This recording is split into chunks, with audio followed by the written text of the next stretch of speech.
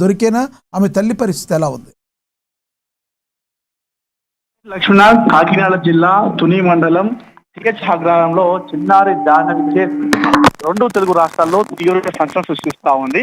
So ప్రస్తుతం ఆ చిన్నారి జాహ్నవి కేసు ఏదైతే ఉందో ఆ కేసులో కీలకంగా ఉన్నటువంటి పెంపుడు కుక్క, ఆ కుటుంబ సభ్యుల పెంపుడు కుక్క ప్రస్తుతం చనిపోవడంతో కేసు మరొకసారి ముందుకొచ్చింది. ప్రస్తుతం పోలీసులు కీలకంగా మార్చుకున్నటువంటి కుక్క ఏదైతే ఉందో ఆ కుక్కకి GPS ట్రాకర్ ని అమర్చి ఆ GPS ట్రాకర్ ద్వారా ఏ రోజైతే ఆ పాప బయటికి వెళ్ళిందో ఆ పెంపుడు కుక్కతో పాటు ఆ దారి గుండానే ఆ పెంపుడు కుక్కను కొండపాత్రకు పంపించారు. దాని ద్వారా GPS ట్రాకర్ ను వాళ్ళు ట్రాకింగ్ చేసే ప్రయత్నం చేయడం జరిగింది. సో నిన్నటి రోజున ఏదైతే నిన్న పెంపుడు కుక్క వచ్చిన తర్వాత దానికి GPS ట్రాకర్ అమర్చి కొండ ప్రాంతం గుండగా దాన్ని పంపించారు. సో నిన్న ఓవరాల్ గా 8 నుండి 10 కిలోమీటర్ల పాటు ఆ కొండ ప్రాంతం, ఆ బామాయిల తోట, ఆ అడవి చుట్టూ ప్రాంతం కూడా సుమారు 8 నుండి 10 కిలోమీటర్ల పాటు కూడా ఆ కుక్క పయనించినప్పటికి కూడా ఎలాంటి ఆచూకీ ఆధారాలు లభించలేదు.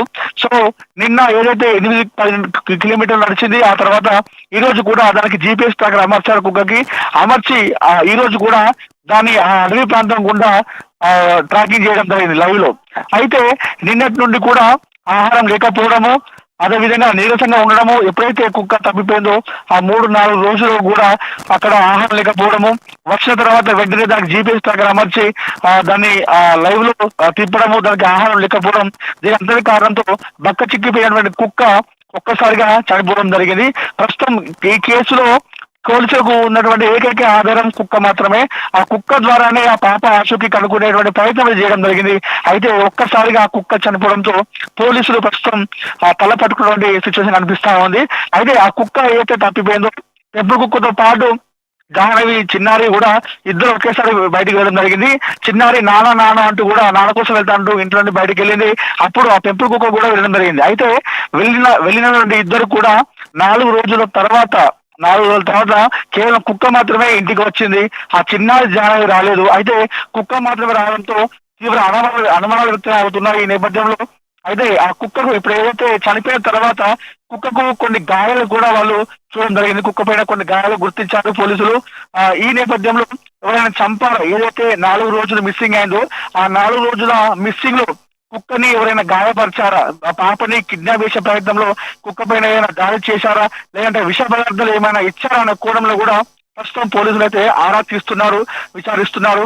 సో ఏకైక ఆధారం పోలీసులకు ఉన్నటువంటి ఏకైక ఆధారం కేవలం కుక్కనే. అది కుటుంబ సభ్యులు కావచ్చు, స్థానికులు కావచ్చు, పోలీసులు కావచ్చు, అటవీ శాఖ అధికారులు కావచ్చు, వీరందరూ కూడా ఉన్న ఏకైక ఆధారం కేవలం పెంపుడు కుక్క మాత్రమే. ఎందుకంటే కుక్కలకి కొంత స్వభావం ఉంటుంది. ఏదైతే ఒక ప్లేస్ దగ్గర మనం విడిచిపెట్టి వస్తే అది ఒక 3-4 రోజుల తర్వాత కూడా మళ్ళీ అదే ప్లేస్ కు వచ్చేసినటువంటి స్వభావం అనేది కుక్కకు ఉంటది.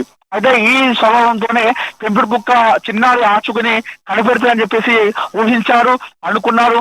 అదే కీలకంగా కాబోతుందని చెప్పేసి అనుకున్నప్పటికీ కూడా చాలా మంది ప్రజలు, ఎవరైతే ఆ కుటుంబ సభ్యులు, పోలీసులు మాత్రమే కాకుండా 2 తెలుగు రాష్ట్రాల్లో ప్రజలందరూ కూడా ఎదురు చూశారు. కుక్క దొరకడంతో, GPS ట్రాకర్ అమర్చడంతో ఖచ్చితంగా పాప ఇప్పుడు దొరుకుతుంది, కుక్క ఖచ్చితంగా పాప ఉన్నటువంటి స్థానానికి తీసుకెళ్తుంది, ఖచ్చితంగా కుక్క ఎంతో వెళ్ళిపోతుందని చెప్పేసి అనుకున్నప్పటికీ ఒక్కసారిగా కుక్క చనిపోవడంతో కేసు మళ్ళీ మొదటికి వచ్చింది. పోలీసులు అయితే ప్రస్తుతం పరుగులు పట్టుకుంటున్నారు. ఇప్పుడు పాప ఆచూకీ లభించే విషయంలో ఉన్నటువంటి ఏకైక ఆధారం పోవడంతో ఏ విధంగా విచారణ జరపాలి, ఏ విధంగా ముందుకెళ్ళాలి, ఈ కేసులో ఎలా విచారించాలి, ఎవరిని విచారించాలి అనేటువంటి దానిలో పోలీసులు అయితే ఇప్పుడు తికమక పడుతున్నారు. అటు అటవీ శాఖ, పోలీసులు ప్రస్తుతం ఈ కుక్క ఏదైతుందో పెంపుడు కుక్క, దీన్ని ఎవరైనా చంపేశారా అనే దానిపైన కూడా చూస్తా ఉన్నారు. చంపకపోతే ఏదైతే 4 రోజుల కింద పాపతో పోయిన టైంలో ఆ కుక్కను ఎవరైనా దాడి చేశారా, గాయపరిచారా, లేదంటే విష పదార్థం లాంటివి ఇచ్చారా. ఎందుకంటే కుక్క ఇంటికి వచ్చిన తర్వాత గతంలో పెంపుడు కుక్క ఇంటి దగ్గర ఏ విధంగా అవుతుందో అలాంటి ప్రవర్తించకుండా కాస్త వింతగా ప్రవర్తించడం, మనుషులను చూసి భయపడడం, వింతగా పరిగెత్తడము, సో ఏదైతే రోడ్డు పైన కారు వెళ్తే ఆ కారును చూస్తూ అరవడము, కాస్త వింతగా ప్రవర్తించింది. అయితే ఈ వింత ప్రవర్తనతో కొన్ని అనుమానాలు కూడా వ్యక్తం అవుతున్నాయి. కుటుంబ సభ్యులు, పోలీసులు కూడా అదే సమాచారం ఇచ్చారు. మా పెంపుడు కుక్క స్వభావం ఇలా ఉండదు, అది వేరేలాగా ప్రవర్తిస్తుంది, కానీ ఇప్పుడు కొంచెం కొత్తగా ప్రవర్తిస్తుంది, వింతగా ప్రవర్తిస్తుంది అని చెప్పేసి కుటుంబ సభ్యులు కూడా పోలీసులు చెప్పడంతో కాస్త అనుమానం అయితే వ్యక్తం అవుతున్నాయి లక్ష్మీనారాయణ. సరే ఏది ఏమైనప్పుడు కూడా ఇప్పుడు పాప కేసులో ఉన్నటువంటి కీలక ఆధారంగా ఉన్నటువంటి కుక్క చనిపోవడంతో కేసు మళ్ళీ మొదటికి వచ్చింది. ప్రస్తుతం 2 తెలుగు రాష్ట్రాల్లో ఈ కేసు ఒక సంచలనంగా మారింది.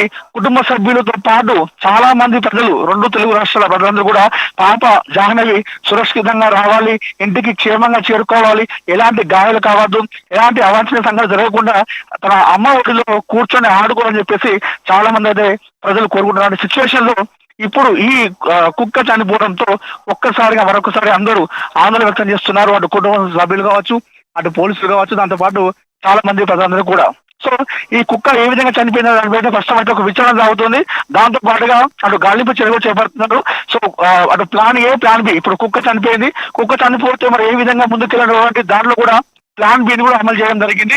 సో వారు చేసినటువంటి ప్రయత్నం వాళ్ళు చేస్తా ఉన్నారు, గాలింపు చర్యలు చేపడుతూ ఉన్నారు. అటు కుటుంబ సభ్యుల బంధువులు కావచ్చు, దాంతో పాటు స్నేహితులు కావచ్చు, గతంలో ఆ కుటుంబానికి ఏదైనా పాత కక్షలు ఉన్నాయా, పగలు ఉన్నాయా, వారితో ఏదైనా విభేదాలు ఉన్నాయంటూ కూడా వారితో కూడా విచారిస్తున్నారు. సో పోలీసులు అటు ప్లాన్ ఏ, ప్లాన్ బితో పాటు ముందుకెళ్తున్నారు. ఏ విధంగా పాపను సురక్షితంగా తీసుకురావడం ఉద్దేశంతో పోలీసులు అయితే ఒక ముందరైతే వేస్తా ఉన్నారు లక్ష్మీనారాయణ. Thank you Anil.